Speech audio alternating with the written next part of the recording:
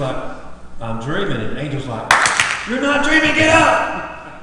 And he walked out in the middle of the road, and he's like, this is crazy, man. All the doors were open, all my chains fell off. What in the world? He goes to the house. They don't believe it's him. What's the church doing? Praying earnestly. You're given this incredible weapon to come to the throne of God Almighty on behalf of other people in intercession. We're like, oh yeah, there's prayer up on the mantle. Isn't it beautiful? It's a beautiful broadsword. Isn't it great? It's right next to the other sword called God's Word. They're kind of dusty, but they're powerful, Austin, I tell you what. Austin, if your granddad gave you a shotgun and you let it sit on the mantle your entire life, and then an intruder broke in, you loaded that sucker up with buckshot, and you turn around, what's probably going to happen? It probably won't even click, will it? So see, when we take what God's given us in prayer and His Word, and we throw them on the mantle, and we're like, oh, if I'm ever in trouble, I'll get my Bible. If I'm ever in trouble, I'll call my preacher. If I'm ever in trouble, I'll call one of my deacons. I'm not your Savior. I'm not your sustainer. I'm not your power. Jesus is. He didn't call me to fight your battles. He came and fought your battles. So don't, when the enemy comes against you and you believe his lies about sexuality and about addiction and all that the world's saying, hey, these things are okay, and they're not. Again, God's not mad. He's just right.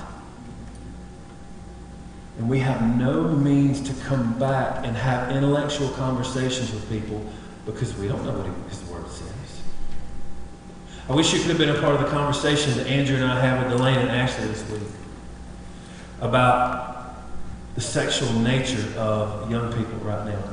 And the way that they think and the way the church has responded has been ridiculous.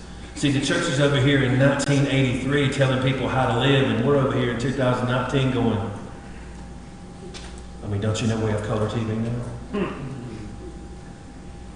I mean, you have fun with your rotary phone. We're over here with an iPhone. We're answering questions that aren't being asked anymore because we're not paying attention. We're not paying attention to people and what's happening in their lives. And listen to me. Here's what's great about it. You don't have to be up on all the trends. You don't have to know all the data that they're immersed in every day. But if you are consistently here, your weapons are sharp. And this word says of itself that it is sharp, powerful, active, mightier than any two-edged sword, able to separate soul from spirit. You don't have to know everything. You just got to know the one that does. Stop leaving your sword on the mountain, folks. So we prepare. We use the weapons we have been given. And lastly, get up and do something. I was listening to a podcast this week, and there's this girl, she bought a one-way plane ticket to Nigeria to live among impoverished young ladies and help them get out of that, teach them not to be impoverished anymore, but empower them in who they are in Jesus.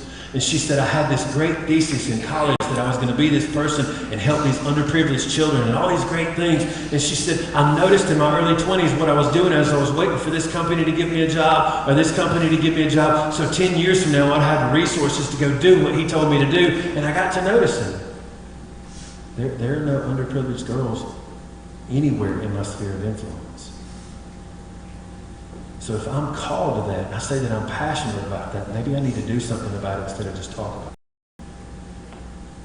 And we're so guilty of that, aren't we? But we hadn't had a Bible class on that yet. We hadn't had Wednesday night class on that yet. We hadn't been taught that yet. You got more bullets than you'll ever need. And here's what I know. I'm not saying not to be prepared, but I'm saying if the Spirit of God has called you to do something, He'll equip you to do that. And you'll find out, usually when you jump in the middle of something, you're like, oh my gosh, where'd that come from?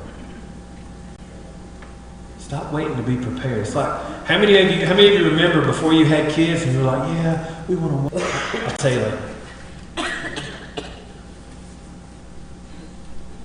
Anybody feel overwhelmed by the battles you fight in life? Any parents just like, Jesus, can I just throw whoppers in the room till they have a job? If they get a job. Anybody feel overwhelmed? Anybody watch the news and feel overwhelmed? What's going on with these crazy people?